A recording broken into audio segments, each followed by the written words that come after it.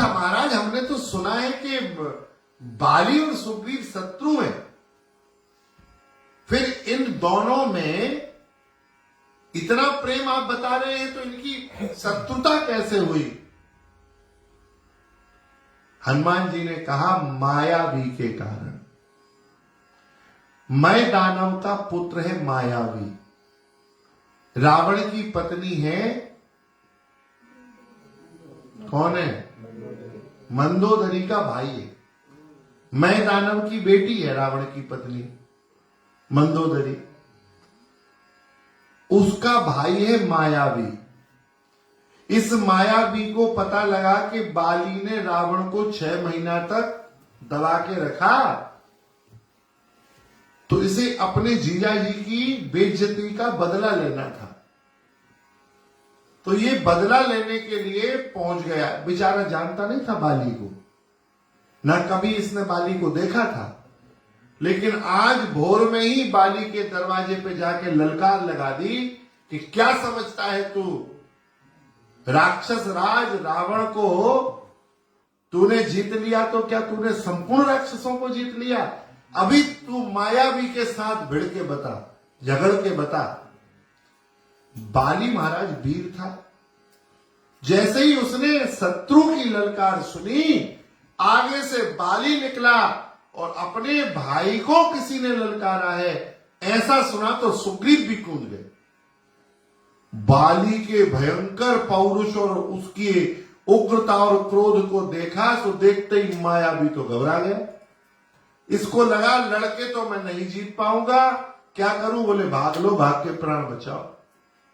अब मायावी आगे भाग रहा है, पीछे बाली भाग रहा है, और बाली के पीछे सुग्रीव भाग रहे हैं भैया की रक्षा के लिए। और सुग्रीव गए तो मुझे जाना स्वाभाविक था, तो हनुमान जी ने कहा पीछे से मैं दौड़ा, क्योंकि मुझे सुग्रीव की रक्षा करनी है। अब बाली के पीछे, पहले मायावी, मायावी के पीछे बाली, बाली के पीछे सुग्रीव, सुग्रीव के साथ में दौड़ रहा था। दौड़ते दौड़ते वह मायावी एक बड़े घने जंगल की एक गुफा के अंदर चला गया, जहां अंधेरा ही अंधेरा था।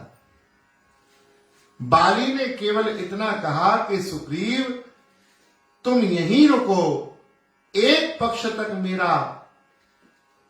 मेरी प्रतीक्षा करना, मेरा वेट करना, एक पक्ष 15 दिन, 2 वीक, ओनली 14 डेज, 14 दिन मेरी प्रतीक्षा करना, और उसके बाद यदि मैं ना आऊं तो फिर चले जाना। श्री हनुमान जी ने कहा कि हमने 15 दिन नहीं 1 मंथ प्रतीक्षा की, 4 वीक प्रतीक्षा की, 1 महीना बैठे रहे बाहर। अंदर क्यों नहीं गए?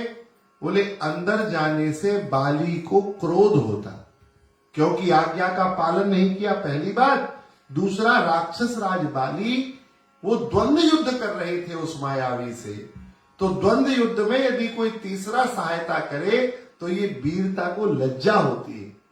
उसके वीरता के ऊपर मतलब आपको शंका है वो वीर नहीं है। तो द्वंद्व युद्ध में तो 2 पहलवान लड़ते, तो वो लड़ रहे थे, हम और सुग्रीव जी बाहर खड़े थे। 1 महीने बाद एक दिन हुआ जब गुफा से लाल लाल रक्त की धार बही।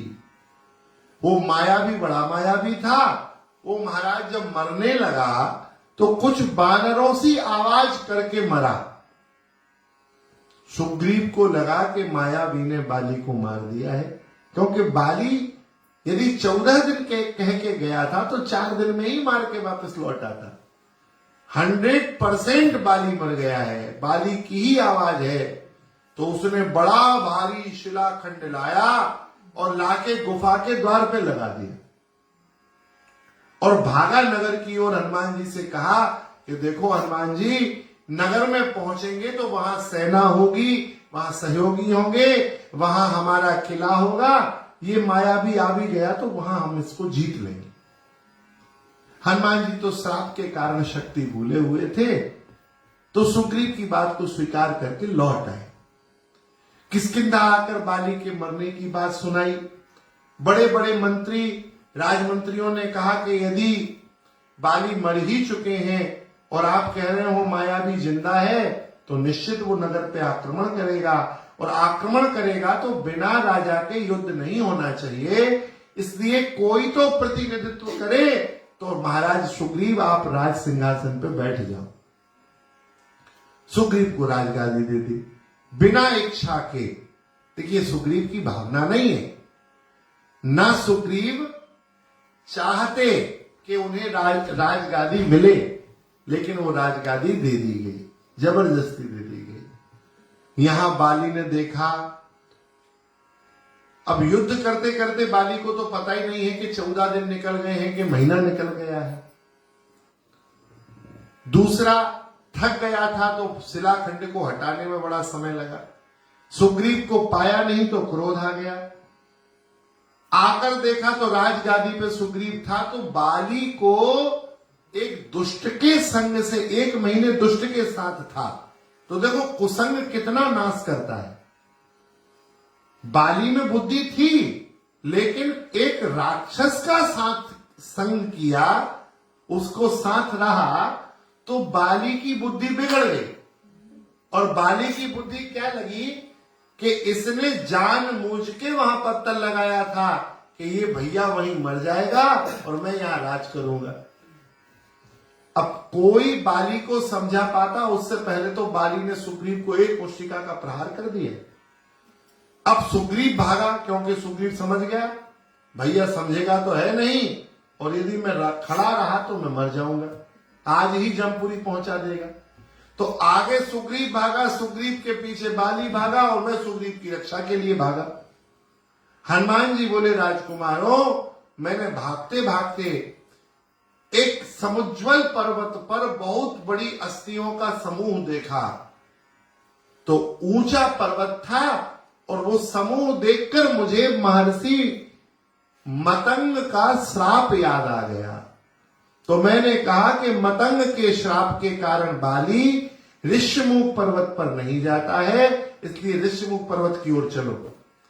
सुग्रीव जैसे ही ऋष्यमुख पर्वत पे पहुंचे, बाली वहां नहीं गया।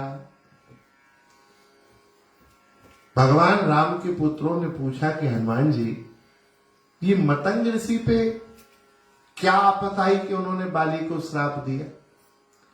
क्या कारण था कि बाली वहां नहीं जाता था उस पर्वत पे?